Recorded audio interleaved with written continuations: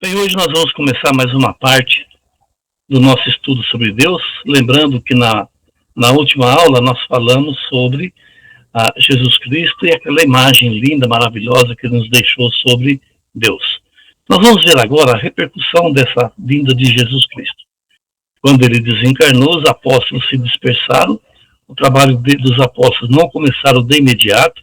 Jesus teve 3 aparições após o desencarne dele, e foi a partir dessas aparições, num dia chamado dia de Pentecostes, que ocorreu em Jerusalém, foi quando os apóstolos se dispersaram e começaram a levar essa imagem linda e maravilhosa pelo mundo. Depois veio Paulo de Tarso também, e muitos outros seguidores tiveram um trabalho fantástico para distribuir ao mundo e levar ao mundo a imagem desse Deus que Jesus Cristo nos trouxe. Nos ensinos de Jesus, me perdoem, eu vou ler um trecho da Bíblia. Há uma coisa que Jesus Cristo disse, que está no Evangelho de João, capítulo 14, versículo 26, quando Jesus Cristo estava falando do Consolador prometido. Ele disse assim no versículo 26, mas aquele Consolador, o Espírito Santo, que o Pai enviará em meu nome, vos ensinará todas as coisas, e vos falar lembrar de tudo quanto vos tenho dito. Esse versículo deixa uma interrogação na gente, várias, mas uma delas diz assim: vos lembrará de tudo quanto vos tenho dito. Por que o Consolador, naquele momento, naquela ocasião, precisaria relembrar a gente? Será que o povo iria esquecer Jesus? Jesus Cristo não existiria? Tudo que ele falou se apagaria? E a gente que está estudando essa passagem, a gente vê com olhos assim muito curiosos sobre isso, principalmente pelo que nós vamos ver a partir de agora, daqui para frente, nós vamos ver por que Jesus Cristo estava preocupado com isso e por que ele se manifestou dessa forma. Passado aquele período dos apóstolos, que os cristãos hoje dizem que é o período apostólico, os cristãos que ficaram, eles começaram a espalhar, nunca pararam de falar de Jesus Cristo, e nós vamos viajar no tempo. Vamos chegar até o século III, mas a metade do século III, quando os cristãos todos, eles eram chamados de cristãos gnósticos. Qualquer estudioso dos primeiros cristãos vão falar desses cristãos gnósticos. O que eles eram? A gnose, ela é uma filosofia que ela estuda a busca do interior do ser humano. Ela busca a espiritualização. Os cristãos gnósticos, eles faziam essa busca para encontrar dentro de si o que havia de belo, de perfeito, de divino em cada criatura, já que nós éramos filhos desse Pai.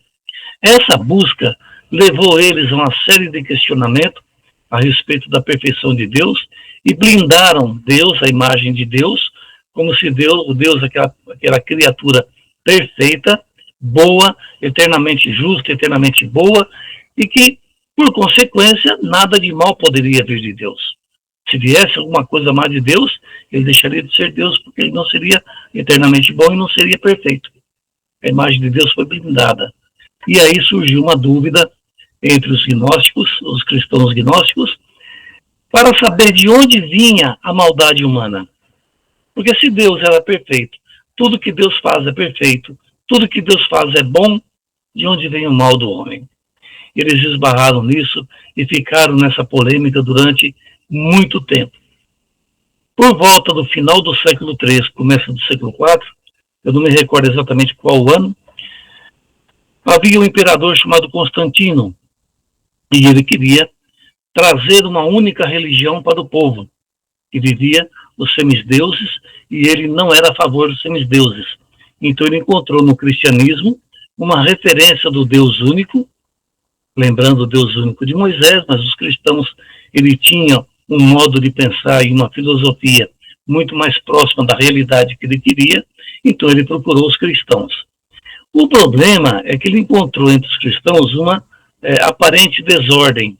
porque não havia alguém que mandasse no cristianismo. Cada agrupamento tinha um líder e cada agrupamento passava as informações de Jesus Cristo de acordo com as pessoas entendiam. Então, nesse passar as informações, criou um problema sério, porque em todo lugar havia agrupamento de espíritas. Como eles eram gnósticos, não havia uma hereditaria, não havia uma hierarquia, não havia essa hierarquia. Então, qualquer pessoa que lesse ou que ouvisse falar de Jesus Cristo, sairia falando aquilo que ele entendeu. Então, quanto mais ele conhecia, quanto mais ele sabia, quanto mais ele podia argumentar, mais respeitado ele era. Assim aos cristãos. E ele começou a desanimar, até que ele encontrou um grupo de cristãos muito pequeno.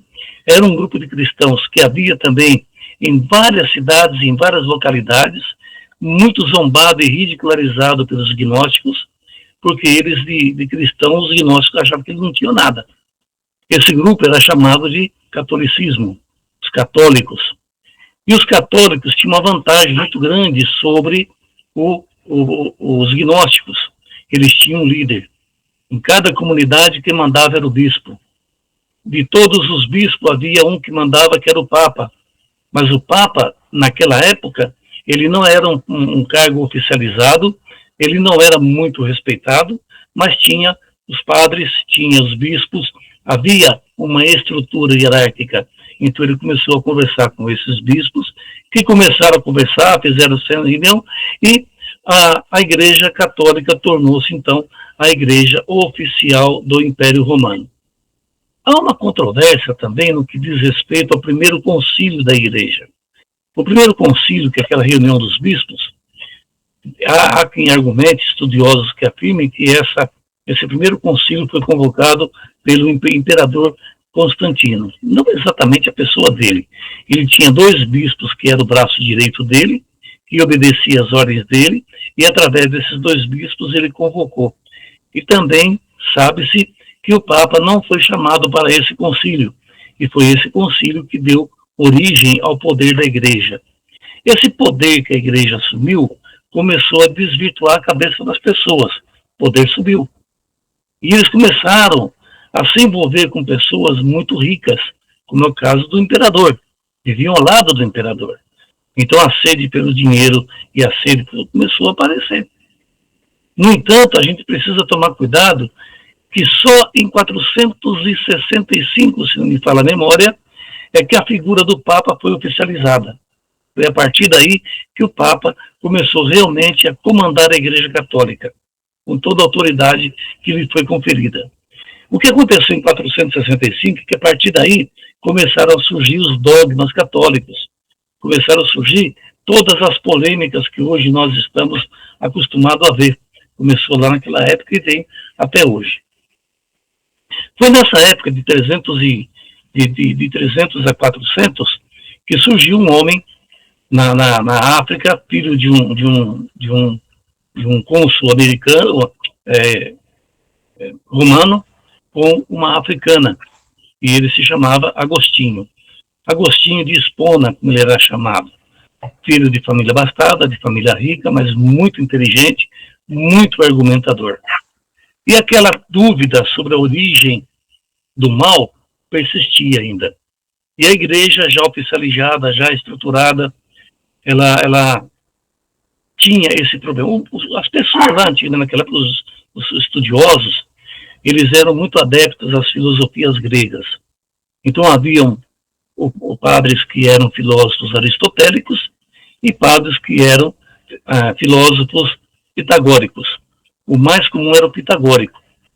E havia os pitagóricos cristãos e os pitagóricos ateus estavam constantemente se debatendo em praça pública. E nesses debates, o pitagórico cristão, católico, ele sempre perdia a disputa quando o ateu perguntava de onde veio o mal. Eles não sabiam de onde veio o mal. Eles não conseguiam explicar isso. Não dava para explicar isso. Eis que, anos antes de Agostinho nascer e vir ao mundo, surgiu um homem chamado Maniqueu, que merece um estudo à parte. Esse Maniqueu, ele era um sacerdote persa, e ele Num dado momento, muito inteligente que ele era, ele pensou assim: puxa vida, tem tantas religiões no mundo, se a gente pegar a parte boa de todas as religiões, porque todas elas têm uma parte boa e uma parte má, e a gente pegar a parte boa delas, dessas religiões, e reunir numa só religião, nós teremos a religião perfeita. E foi aí que ele trouxe a ideia de zoroatrismo, que nós já estudamos. Trouxe outras ideias, mas para nós aqui, para o nosso estudo, vamos focar em zoroatrismo e lembrar a ideia que ele trouxe. A ideia de que não havia um Deus único, que o Deus que havia, ele dividiu a sua essência em dois, o seu lado bom e o seu lado ruim, Deus do bem e o Deus do mal. Esses dois deuses estavam preocupados com a herança, e a herança deles eram os homens. Então o Deus do mal começou a provocar os homens para que eles cometessem erros, fossem julgados errados e viessem para fazer parte dele. E ele assim seria o herdeiro único daquele Deus do qual ele próprio fazia parte. Feito isso, o que ele decidiu? Ele criou um exército chamado demônios e começou a tentar os homens, fazer provocações, atentar realmente os homens para que eles cometessem o erro. O Deus do bem, vendo isso, o Deus bom, ele não podia permitir que isso acontecesse. Ele decidiu, então, enfrentar o seu irmão e ele criou um exército também, chamado de anjos, que viria aos homens para estimulá-los no caminho do bem, com igualdade de força, e assim se estabeleceu a guerra, a eterna guerra, que a gente diz eterna porque ela existe até hoje, que é a guerra entre o bem e o mal. E a gente passa assim, quem será que vai vencer? Na verdade, como o próprio Santo Agostinho dizia, o mal não existe. Não existe guerra entre bem e mal. Mas ainda existe na nossa sociedade moderna essa ideia de que o bem e o mal fica se digladiando. Ainda existe isso. Fruto da influência de Zoroastro primeiro e Maniqueu depois. Maniqueu, quando ele recebeu os escritos cristãos, ele ficou fascinado pelo cristianismo. Ele adorou o cristianismo. Mas ele detectou o mesmo problema que todo mundo detectava. Qual a origem do mal? Aquela blindagem do Deus perfeito, do Deus... Pegou também Maniqueu. Qual é a resposta dele? É simples. Existem dois deuses, o Deus do bem e o Deus do mal. E aí ele deu origem, ele explicou a origem do mal. Os filósofos ateus pegaram a ideia do Maniqueu, transformou-se no maniqueísmo. Tem muita coisa para ser dita do Maniqueu, os costumes deles, os hábitos deles, nós não vamos entrar aqui. O que é importante frisar é que ele colocou a religião católica, a Igreja Católica, no dizer de hoje, em papo de aranha, porque ele estava dando uma explicação para a existência do mal. A Igreja não poderia aceitar isso jamais. Nenhum bispo, nenhum papa jamais aceitou essa ideia, porque traria a ideia de que nós tínhamos dois deuses, um Deus do bem e o Deus do mal. E a Igreja não podia aceitar, porque Moisés e Jesus pregavam o Deus único. E não podia, mas também ficou de saia justa.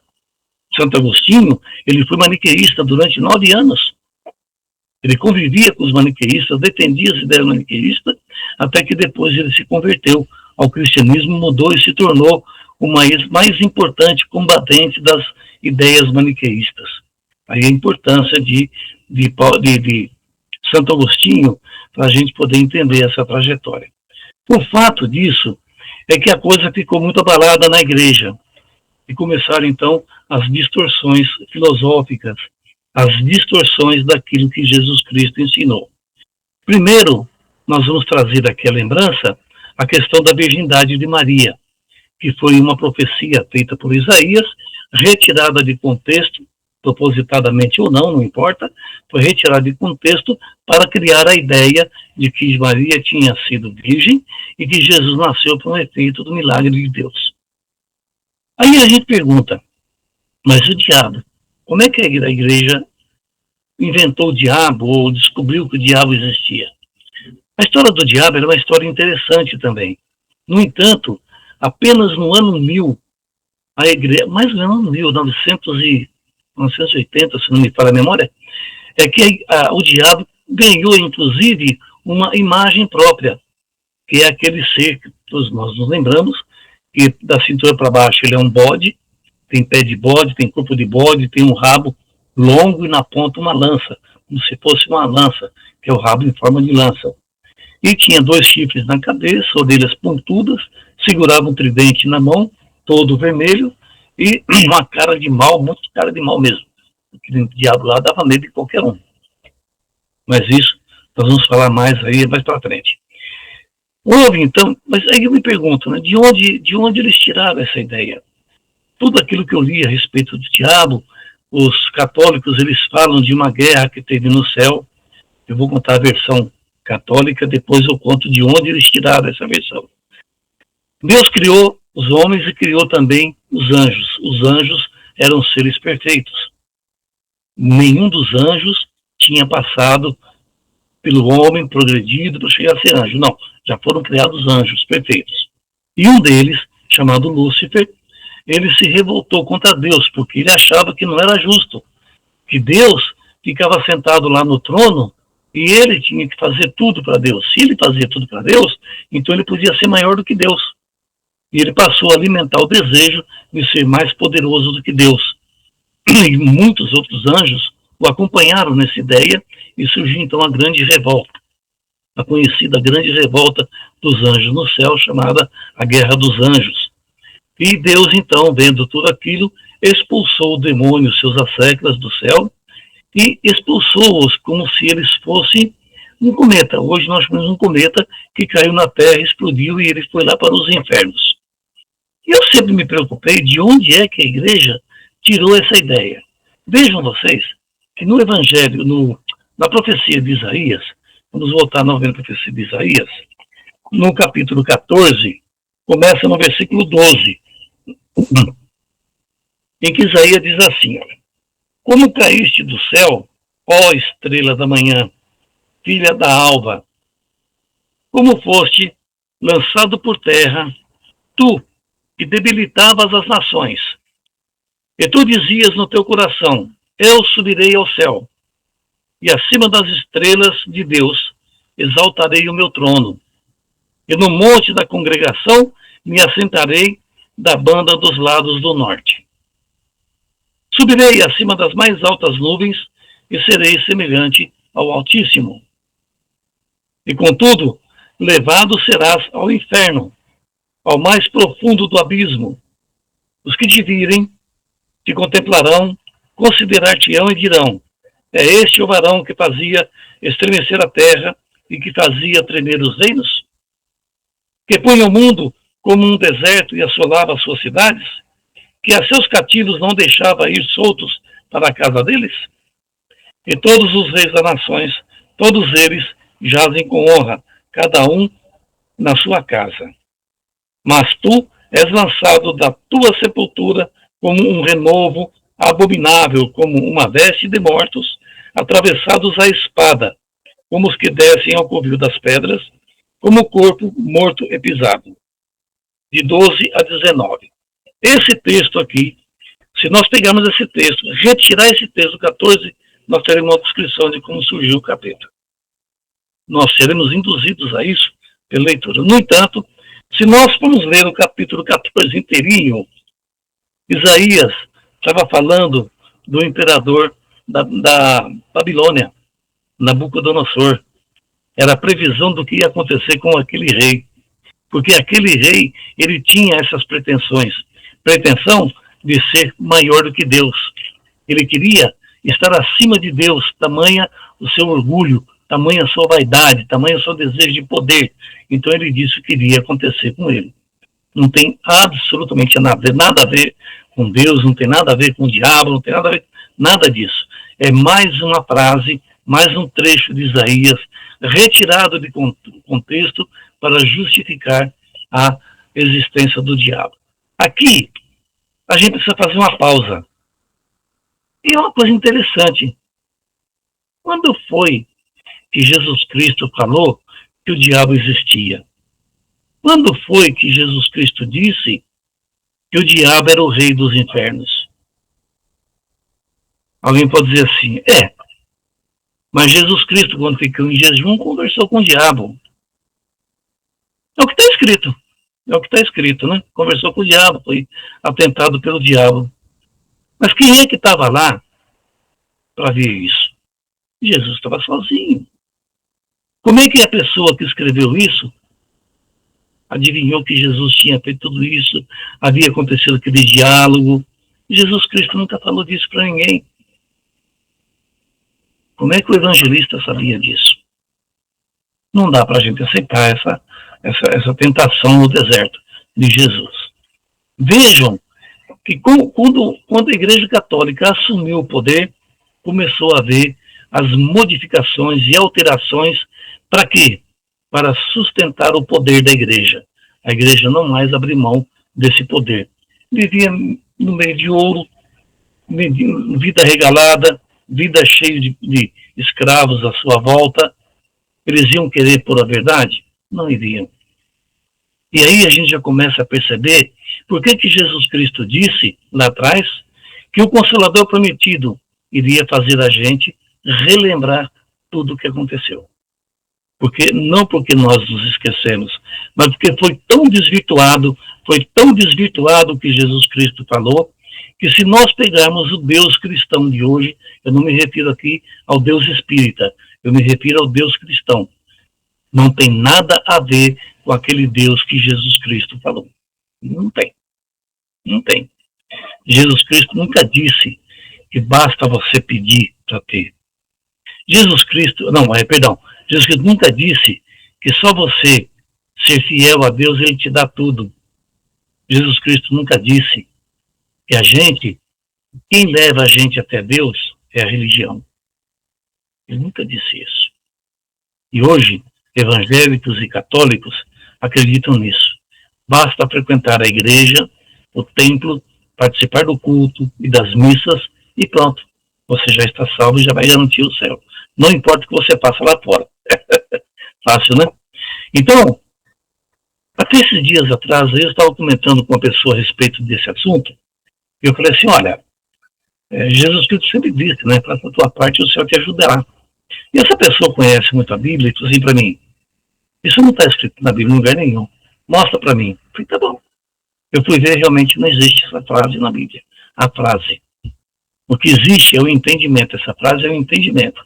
É o entendimento de vários versículos, de vários capítulos, onde Jesus diz assim, pedi e obtereis, buscai e achareis, batei e abrir-se-vos-á. Portanto, em tudo que você quer, você tem que fazer alguma coisa. Ou você tem que pedir, ou você tem que bater, ou você tem que buscar. Em qualquer dessa situação, essa é a sua parte. Faz a tua parte e o céu te ajuda. Não tem outra explicação. E essa ideia, ela foi esquecida.